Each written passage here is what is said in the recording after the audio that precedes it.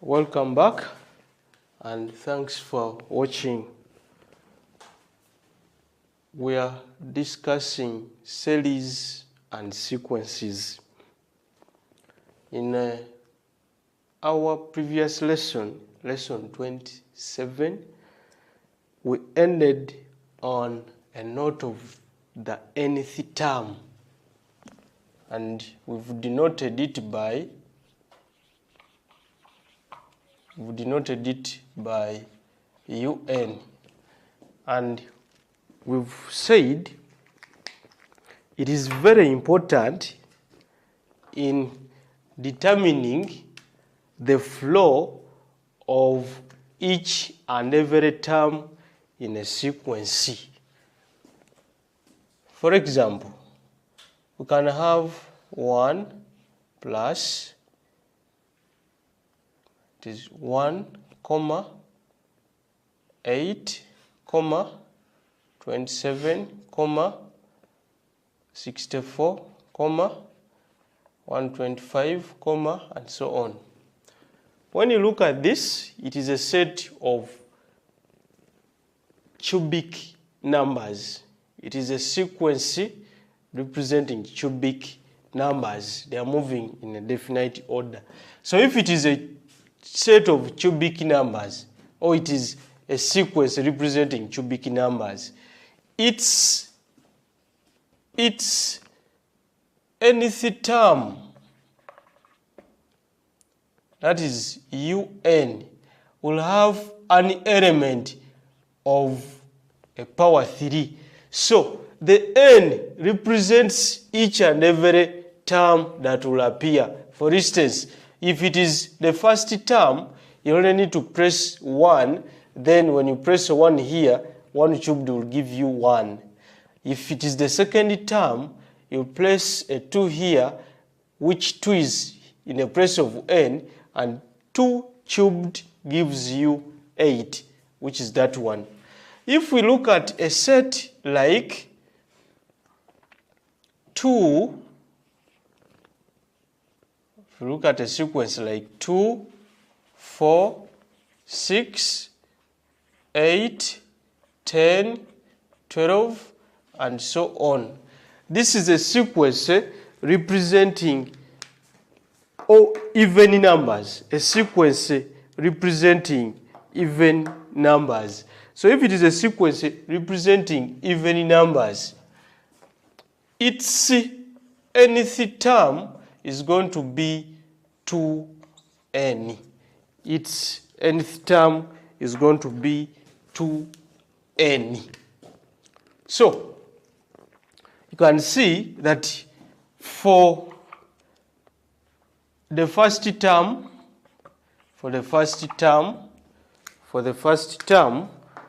we have U1, which is 2 times 1, and this one will give you 2. For the second term, we have 2 times 2, which will give you 4. The third term will be 2 times 3, which gives you 6. The fourth term is going to be 2 times 4, generating what? 8, and so on, and so on. As you can see, these ones are all corresponding to what we have here. So that is how important the nth term, and I've said at some level, the nth term can work as the last term. That's how important it is. Now, we've talked about sequences and we've defined them. We've also talked about indefinite and finite series, the ones that do not have an end and those ones that have an end.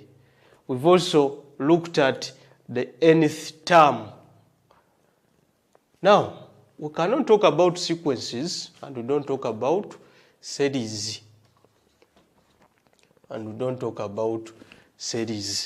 So we are saying a series A series is the sum of the terms of a sequence. A series is the sum of the terms of what? A sequence. i.e., now for instance, if I have 1, 3, 6, 10, 15, 21, and so on, this one is a sequence. That one is a sequence. Now, should I add these terms up? I have 1 plus 3 plus 6 plus 10 plus 15 plus 21 plus and so on. This one becomes a series. Are you getting the difference between the two? This is a sequence, and the summation of a sequence generates a series. The summation of a sequence generates a series. It generates a series. Now, at advanced level of learning, we focus on two particular types of series, and we discuss them in detail. Those series are Roman 1, we have what we call the arithmetic progression.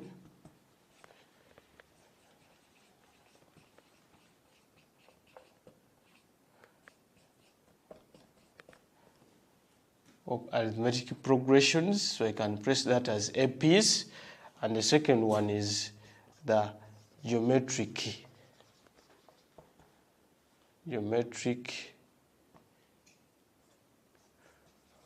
progressions. This one is the GPs. I've said at advanced level we discuss these two. There are other series, but these two are discussed in a detailed way. They are discussed in a detailed way. Why? Let's start with arithmetic progression.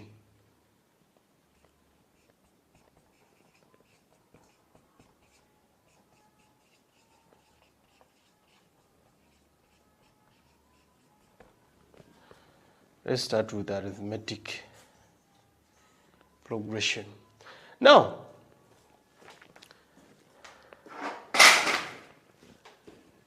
we have the word arithmetic. Mathematically, that is a mathematical word, and it has something to do with addition and subtraction somewhere. Arithmetic. Arithmetic progression, as you hear that it is a combination of arithmetic and then progression. Progression is talking of a certain series which is progressing in an arithmetic manner. Now, what are we talking about here? That's what we need to talk about under arithmetic progression. Let's start by considering, if I consider the series, 1, 3, 5, 7, 9, 11, 13, Oh, it is a series, not a sequence. So these are supposed to be addition signs, not commas.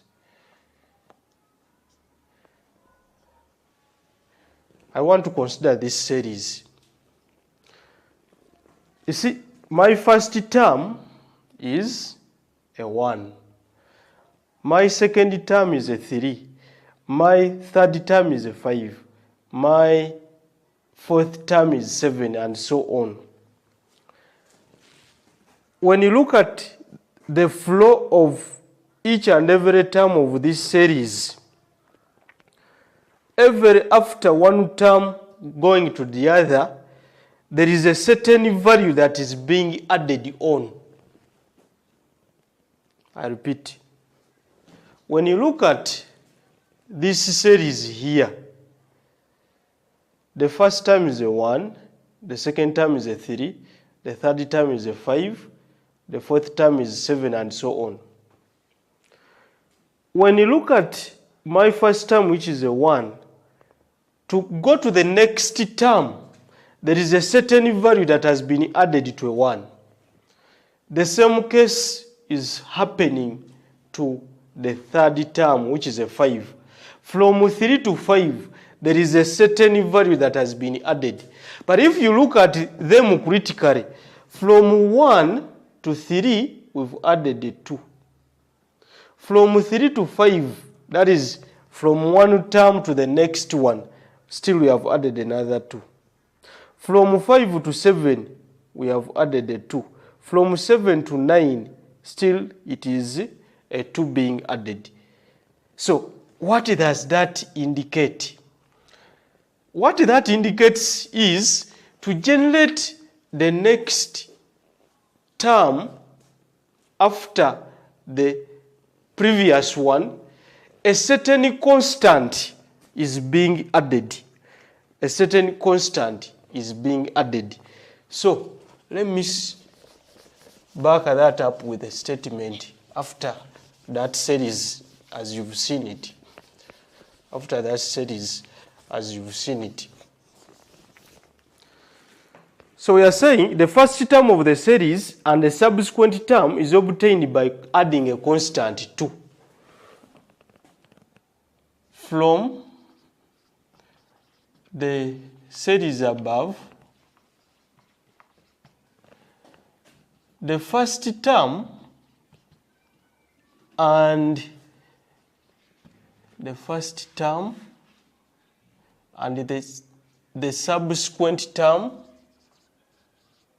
subsequent terms. Okay, subsequent term. The first term is a 1. The subsequent term, that's the term after 1, is a 3. The first term, I've said, is a 1, and the subsequent term, which is a 3, is obtained by adding a constant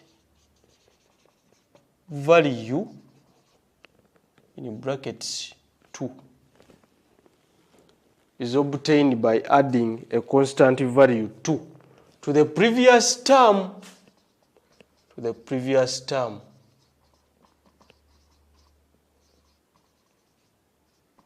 Everything is visible. The first term is a 1. The subsequent term, that is the term after 1, is a 3. After 3, we have a 5. So there is a certain constant being added to each term to generate the next one. And that constant term or constant value, I've called it what? A 2. I've called it a 2. We say that, so we say that the terms of the above series progress arithmetically. They progress arithmetically. They progress arithmetically. And a series of this type is called an arithmetic progression.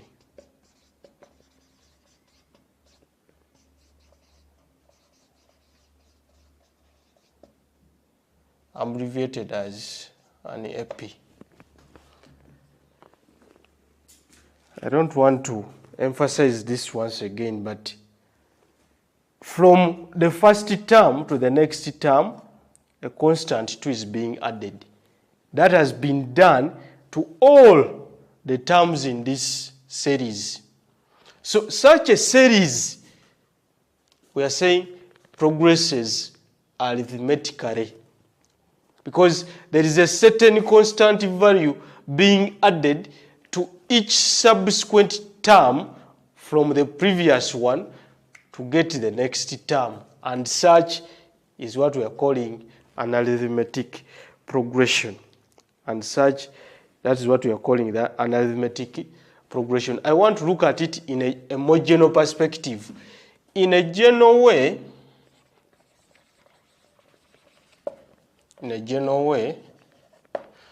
if A is the first term and D is the constant value. Now that constant value under arithmetic progression has got a name. D, I've used the D and the A. I've called A the first term. Then I'm calling D the constant value, as we have had a 2. But arithmetically we have that name, and that is called the common difference. Common difference. I've said in a general way, if A is the first term and D is the constant value, which I'm calling the common difference, then we can generate an arithmetic progression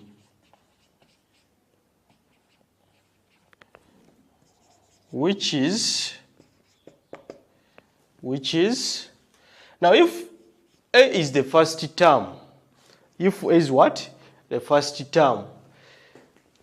If A is the first term, to get the next term of this series, we get the first term and add on that constant value D, which is the common difference. To get the next term after this second term, this is my first term, this is my second term, that is A plus D. It will be A plus D, then plus D, because we keep adding a certain constant value to the previous term to get the next one. And so, I think let me put this even in brackets. I've said this is the first term. This is the second term. This one here is the third term. I can also come up with A plus D, then plus another D. Because I'll need to add this and add on another D. So this can be my fourth term, and so on. So a series of this type is what we are calling the arithmetic progression, is what we are calling the arithmetic progression. That's what we are calling the arithmetic progression. We can still rewrite it as,